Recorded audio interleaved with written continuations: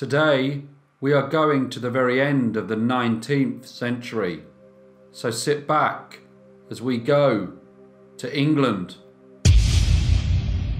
Mary Ann Ansell was born in 1877 and lived in very poor conditions in the King's Cross area of London. She lived with her parents James and Sarah Ansell and her brothers and sisters. Despite their terrible living conditions that affected many families in Victorian Britain, her parents worked hard and tried to provide the best they could for their children. But tragedy struck when one of Mary Ann's sisters suddenly died, and this had a profound effect on her parents and her brothers and sisters. As a child, Mary Ann had a very close relationship with her sister Caroline. They attended the same school, but the two girls found it difficult to concentrate on their studies, and the other children would tease the girls and call them names.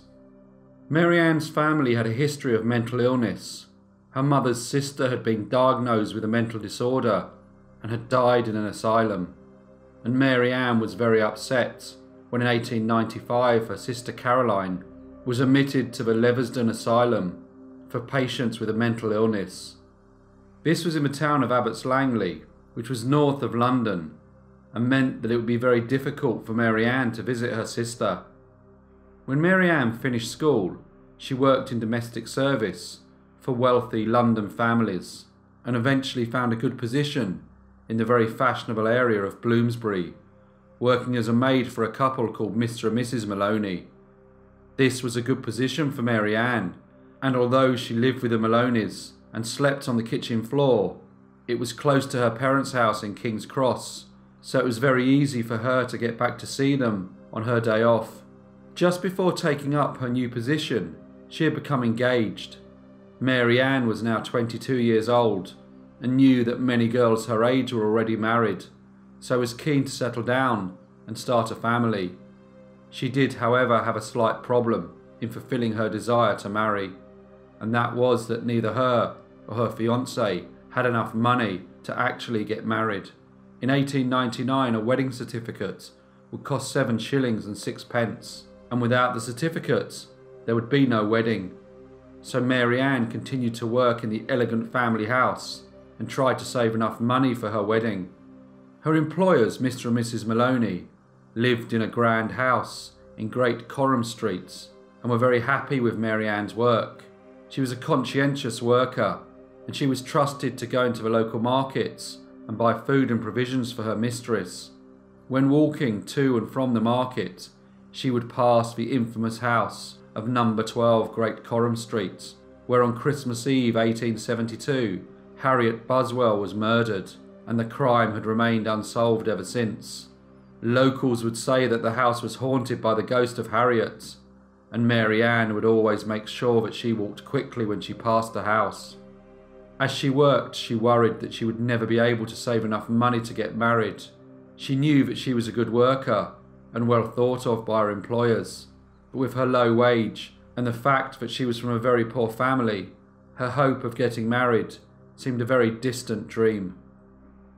Mary came up with the idea of insuring her sister Caroline's life, so she purchased a policy that would pay out just over £11 if Caroline died within 6 months of the policy being taken out, and just over £22 if she died between 6 and 12 months of the policy starting. It was taken out through an insurance agent who provided policies for her employers, the Maloneys. It seems strange that while Mary Ann was saving money to get married, she was also willing to pay 3 old pence a week for an insurance policy on her sister's life. But she told the agent that she wanted to take out the policy, so in the unfortunate circumstance that her sister died, she would be able to pay for the funeral. The policy, however, would not be valid in her sister's case, as she was a patient in the asylum, so Mary Ann told the agent, but her sister was not a patient, but she actually worked there. In March 1899, Mary Ann had finished her long day at work and was alone in the kitchen. Mr. and Mrs. Maloney had already gone to bed, and this was the time when Mary Ann had a few precious hours to herself. But on this night, Mary Ann got flour, eggs and sugar from the cupboard and started baking a cake. When the delicious smelling cake was ready, she took it out of the range and spread a thick layer of cream inside it before putting the two cake halves on top of each other. The cream, however, was a strange yellow colour, as it had one very peculiar ingredient: phosphorus, a very poisonous chemical element used in Victorian Britain for getting rid of rats and other rodents. She had purchased the poison a few days earlier from a local store. When the cake was completed, it looked perfect, and Mary Ann very carefully wrapped it in brown paper, and the next day she went to the post office and anonymously posted it to her poor sister Caroline, who was a patient at the Leversden Asylum. As Mary Ann walked back from the post office to the Maloney's house where she worked, she looked at the upstairs window of 12 Great Coram Street. She wondered if the stories of the ghost of Harriet Buswell were true. Then, looking at the ground, she hurriedly returned to her workplace. On Thursday the 9th of March, 1899, the package arrived at Ward 7 of the Leversden Asylum. Like most of the 1,500 patients who resided there, Caroline did not receive many visitors or presents, so when she received a small parcel, she was very excited. She carefully opened it and was very happy to find that it contained a nice cake. Food was very basic in the asylum, and patients were never given nice treats, so Caroline removed the paper and carefully cut it into pieces. She shared some with the friends that she had made there, and together they soon ate most of it. Caroline may have been generous in sharing her gift with her friends, but she ate more of it than anyone else, and saved some for the next day when she happily finished it off. On Friday the 10th of March, Caroline and everyone else who had eaten the cake started to feel unwell. They all had the same symptoms. They were all vomiting and suffering with severe stomach pains. At the time, the asylum was experiencing an outbreak of typhoid, so with the medical staff already overworked, it was not until the following day that Caroline was seen by a doctor. He immediately sent her to the infirmary, but her condition had greatly deteriorated, and Mary Ann's poor sister died. 2 days after Caroline's death, Mary Ann accompanied her mother to the asylum. Mary Ann was anxious to obtain a death certificate, but when she inquired how she would be able to obtain one, she was informed that no certificate could be issued until the cause of death was established, and that they were in the process of arranging a post-mortem. Dr. Blair carried out the autopsy on Caroline's body, and when the results were announced, Mary Ann's mother was very distressed to learn that the cause of her daughter's death was phosphorus poisoning. It did not take long for the detective to establish that Caroline Ansell had been poisoned by the cake that had been anonymously sent to her a few days earlier. But the detective soon learnt that this was not the first package she had been sent containing food, and the cake was probably not the first attempt to poison her. A few weeks before the cake arrived, Caroline had received a parcel containing tea and sugar. The tea and sugar tasted bitter and did not look very nice after arriving in the post, so Caroline had thrown it away.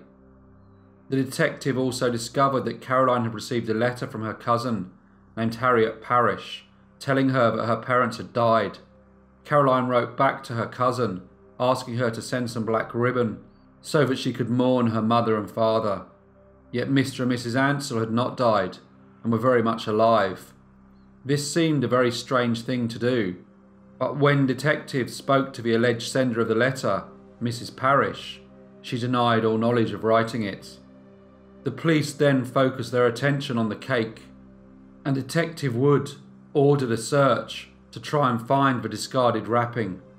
Fortunately, it was eventually found. The postmark was from a post office near Great Coram Street, so the focus immediately turned to Mary Ann.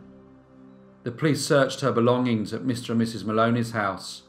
She only had a few things as she slept mostly on the kitchen floor. They also looked through all of Caroline's possessions in her room at the asylum. They soon found a Christmas card sent to her from Mary Ann, and when the handwriting on the Christmas card, the cake wrapping paper, and the letter to Caroline that was supposedly written by Harriet Parish was compared, it was obvious to even the untrained eye that all three had been written by the same hand. The evidence against Mary Ann Ansell was mounting. The police questioned her, and she tried to explain that she had purchased the phosphorus in order to kill rats and rodents in the house. But when the police interviewed her mistress, Mrs. Maloney, she told the police that there was not a problem with rats in her home. Mrs. Maloney also told the police about the life insurance policy that Mary Ann had taken out on her sister.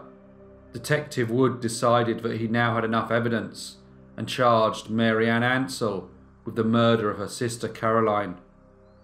When he read the young lady her rights, Mary Ann replied, "I know nothing whatever about it. I am as innocent a girl as ever was born."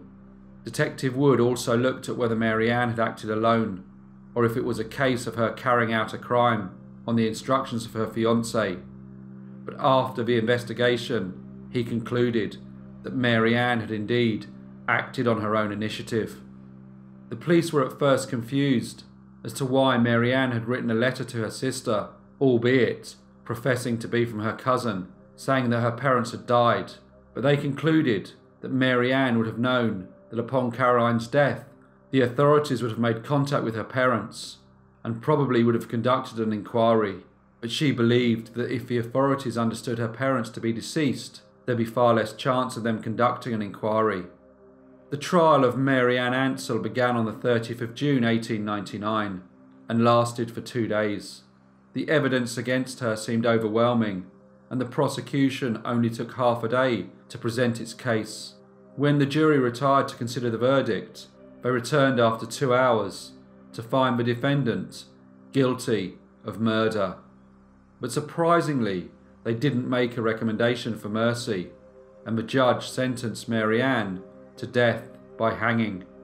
The defence challenged the sentence, and focusing on the history of insanity in Mary Ann's family, it was thought that the Home Secretary, Sir Matthew Ridley, would commute the sentence to life in prison. But he didn't. Suddenly the case became national news. One national newspaper started a campaign to save the young 22-year-old girl. They sent reporters to the north-east Bloomsbury area of London, where the Ansell family lived in impoverished conditions. The paper then published reports on the family's history of mental illness. The call was for compassion for Mary Ann, but the Home Secretary still refused to change his decision. 2 members of the jury stated that they had considered it a formality that Mary Ann would have her sentence commuted, and said that if they had known that this would not be the case, they would not have found her guilty. Over 100 members of Parliament signed a petition for Mary to be spared. They tried to persuade the Home Secretary, who was told about her 2 sisters who had been confirmed to be insane and that her mother's sister had died in an asylum. Many people also thought that Mary Ann suffered with mental illness. People who knew her told the press that she had always been strange and would often talk to herself. A petition was raised with over 1,000 signatures pleading for mercy for Mary Ann. There was even an appeal directly to Queen Victoria. The Queen, however, just referred the matter back to the Home Secretary, who, after studying the results of the medical inquiry into her mental state, concluded that she was indeed sane and remained defiant in his decision not to commute her sentence. Mary Ann's parents went to visit their daughter at St Albans Prison, but they were only allowed to communicate with her through an iron grill in her cell. A tearful Mary Ann asked her father if he could forgive her, which he replied he could. After the visit, her father made representations to the Home Secretary, asking again that Mary Ann's sentence be commuted. He had already lost 2 daughters, one to tragedy, a second to murder, and he did not want the third to be taken by the states. This, however, was again unsuccessful. In the morning of Wednesday the 19th of July 1899, a large crowd gathered outside the St Albans prison as the 22-year-old waited at the gallows. Before the execution was carried out, she repeated the words of the chaplain, "God forgive this miserable sinner," and at 8 a.m. Mary Ann Ansell, was hanged. After her execution, Mary Ann was buried in an unmarked grave within the prison. Then in 1931, she was reinterred at the St Albans City Cemetery. She has the dubious honour of being the last woman hanged in 19th century Britain. Hello everyone, and thank you so much for listening. As per usual, please leave any comments or feedback you may have, and I will see you in the next brief case